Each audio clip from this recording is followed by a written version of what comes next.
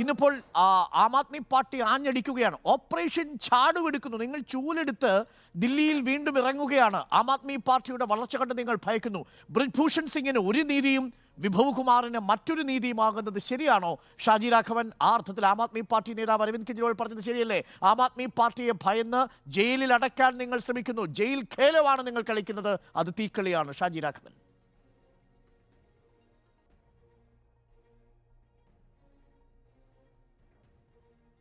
ഇന്ന് ഡൽഹിയിൽ നടന്നിട്ടുള്ള ആം ആദ്മി പാർട്ടിയുടെ റാലിയിൽ ബഹുമാന്യനായ കെജ്രിവാൾ മുന്നോട്ട് വെച്ചൊരു പ്രധാന രണ്ട് വിഷയങ്ങളാണ്. ഒന്ന്, BJP AAP ആപ്പിനെ ഭയപ്പെടുന്നു എന്നുള്ളതാണ്.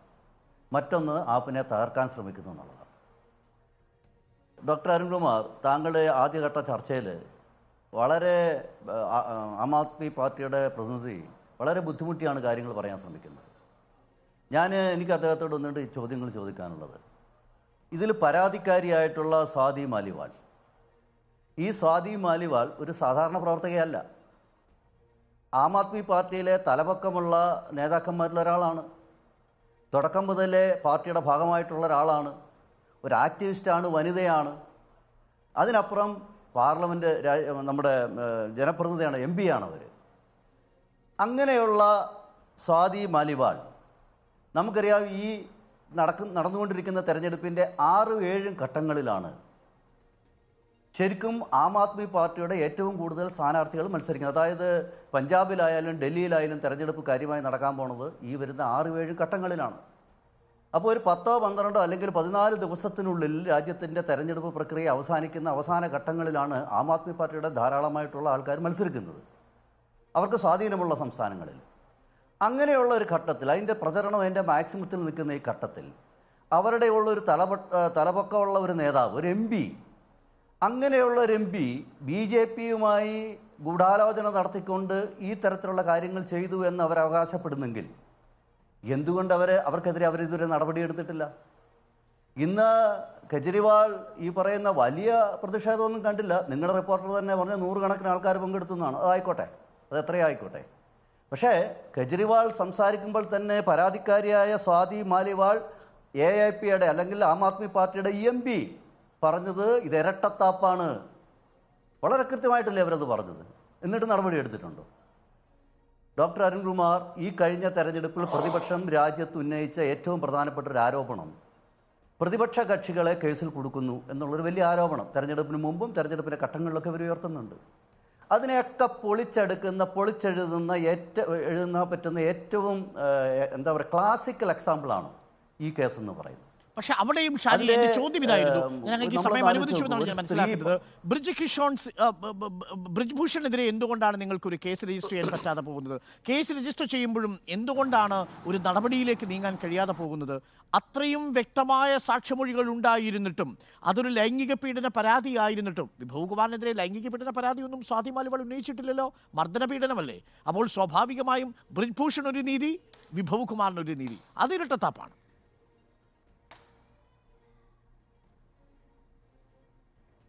അല്ല, ബ്രിജ്ഭൂഷന്റെ കേസ് ഇതുമായിട്ട് എങ്ങനെയാണ് ബന്ധപ്പെടുത്താൻ സാധിക്കുന്നത്? ഇതിനേക്കാൾ അപകടം പിടിച്ചതാണ് ബ്രിജ്ഭൂഷന്റെ കേസ്. നമുക്കറിയാം, അദ്ദേഹം അതായിക്കോട്ടെ, അദ്ദേഹം തെരഞ്ഞെടുപ്പ് രംഗത്തില്ലെന്ന്. തെരഞ്ഞെടുപ്പ് രംഗത്ത് വിഭവ് കുമാറില്ല സാർ. തെരഞ്ഞെടുപ്പ് രംഗത്ത് ലൈംഗിക പീഡന പരാതിയിൽ കേസെടുക്കുന്നത് ഷാജി. അരുൺ,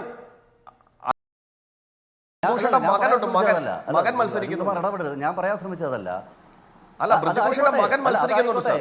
അതാണ് ഞാൻ പറയാൻ ആഗ്രഹിക്കുന്നത്. ഞാൻ ചോദിക്കുന്നത്, ഇന്ത്യ മുന്നണിയിൽ മത്സരിക്കുന്ന ഏതെങ്കിലും ഒരു നേതാവ്, നിങ്ങൾക്ക് നേതൃത്വം കൊടുക്കുന്ന ഏതെങ്കിലും ഒരു നേതാവ്, നിങ്ങളുടെ ഈ അഴിമതിയുടെ ആരോപണം ഏൽക്കാത്തവരും ജയിലിൽ പോയവരും ജയിലിൽ കിടന്നവരും ഒക്കെ അല്ലേ നിങ്ങളുടെ മത്സരിക്കുന്നത്? BJPയുടെ അല്ലെങ്കിൽ ദേശീയ ജനാധിപത്യ സഖ്യത്തിന്റെ ഒരൊറ്റ സ്ഥാനാർത്ഥി പോലും അഴിമതി ആരോപണത്തിൽപ്പെട്ടവരല്ല. ഞങ്ങളുടെ നേതാക്കന്മാരാരുമില്ല. നിങ്ങളുടെ മുഴുവൻ അതാ ഞാൻ പറഞ്ഞത്. നിങ്ങൾ ചർച്ച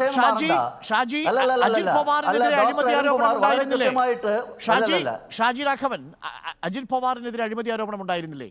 പ്രഫുൽ പട്ടേലിനെതിരെ അഴിമതി ആരോപണം ഉണ്ടായിരുന്നില്ലേ? ഹിമന്ത ബിശ്വ ശർമ്മയ്ക്കെതിരെ അഴിമതി ആരോപണം ഉണ്ടായിരുന്നില്ലേ? സുവേന്ദു അധികാരിക്കെതിരെ അഴിമതി ആരോപണം ഉണ്ടായിരുന്നില്ലേ?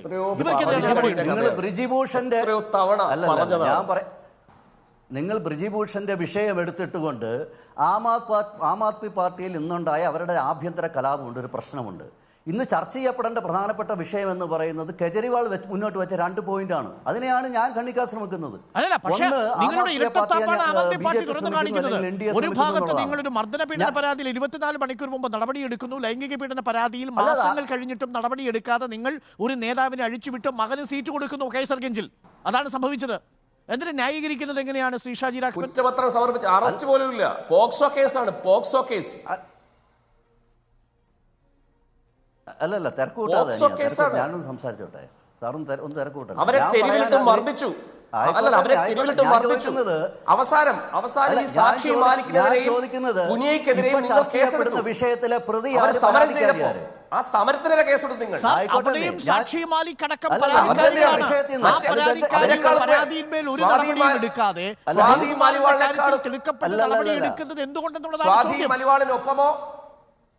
സ്വാതി മലിവാളിനൊപ്പമോ അതിന് മുകളിലോ ആണ് സ്ഥാനം സാക്ഷി മാലിക്കിന്.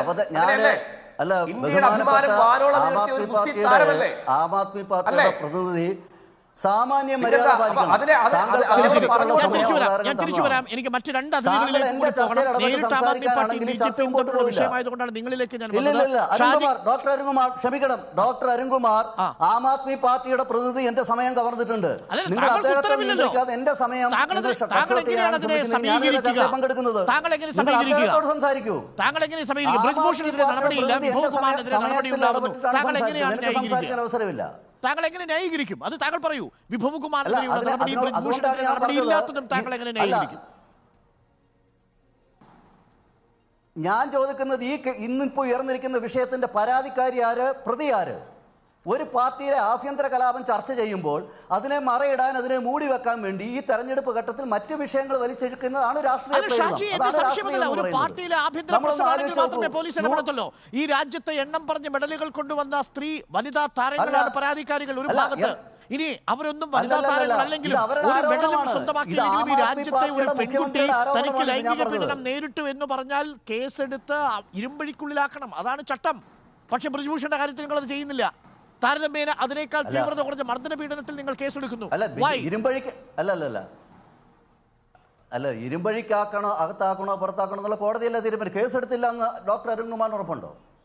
എവിടെ എന്നിട്ട് ഒരു ദിവസം പോലും നിങ്ങൾക്ക് ചോദ്യം ചെയ്യാൻ, നിങ്ങൾക്ക് ശിക്ഷിക്കാൻ, കോടതിയുടെ നടപടികൾക്ക് വിട്ടുകൊടുക്കാൻ കഴിയാതെ നിങ്ങൾ സംരക്ഷിച്ചു പിടിക്കുന്നു. അയാളുടെ മകന് സീറ്റ് കൊടുക്കുന്നു നിങ്ങൾ. ഡോക്ടർ അരുൺകുമാർ, നമ്മൾ അമേരിക്കയിലും മറ്റു പാശ്ചാത്യ രാജ്യത്തുമല്ല ജീവിക്കുന്നത്, അല്ലെങ്കിൽ അറബ് രാജ്യത്തിലല്ല, ഇന്ത്യയിലാണ് ജീവിക്കുന്നത്. നിങ്ങൾ ആരോപിച്ച ബ്രിജഭൂഷൺ MPയെ ഒരു പൊളിറ്റിക്കൽ പാർട്ടി എന്നുള്ള നിലയിൽ, മുന്നണി എന്നുള്ള നിലയിൽ തെരഞ്ഞെടുപ്പ് പിക്ചർ ചെയ്യുന്നതിന് രാഷ്ട്രീയത്തിൽ നിന്ന് മാറ്റി നിർത്തി. 1. 2, അയക്കെതിരെ നടപടിയുണ്ട്, അയക്കെതിരെ കേസുണ്ട്. ബാക്കി കൈസർഗഞ്ചിൽ മത്സരിക്കുന്നത് ആരാണ് ഷാജി? കൈസർഗഞ്ചിൽ മത്സരിക്കുന്നത് ആരാണ്? ഫ്രീ ഹാൻഡിൽ വിട്ടു. കൈസർഗഞ്ചിൽ മത്സരിക്കുന്നത് ആരാണ്? പറഞ്ഞോളൂ, താങ്കൾ പറഞ്ഞോളൂ. അതാണ് ബ്രിജ്ഭൂഷന്റെ മകൻ. നിങ്ങൾ മാറ്റി നിർത്തിയ നേതാവിന്റെ മകൻ മത്സരിക്കുന്നു അച്ഛനു വേണ്ടി. അതെ, അതാണോ BJPയുടെ സ്ത്രീ സംരക്ഷണം? ഇതാണോ BJPയുടെ നാരി ശക്തി? ഡൽഹിയിൽ നമ്മൾ കാണുന്നുണ്ടോ? പക്ഷേ നമ്മൾക്ക് ബ്രിജ്ഭൂഷന്റെ കാര്യത്തിൽ കാണാൻ കഴിയുന്നില്ല. യുപിയിൽ മറ്റൊരു നയം, ഡൽഹിയിൽ മറ്റൊരു നയം. ഇത് യുപിയിലെ മറ്റൊരു ദൃശ്യത്തിന്റെ വാർത്ത കൂടി വന്നിട്ടുണ്ട്. ഞാൻ ദൃശ്യങ്ങളിലേക്കും ശബരിനാഥിലേക്കും സമ്പത്തിലേക്കും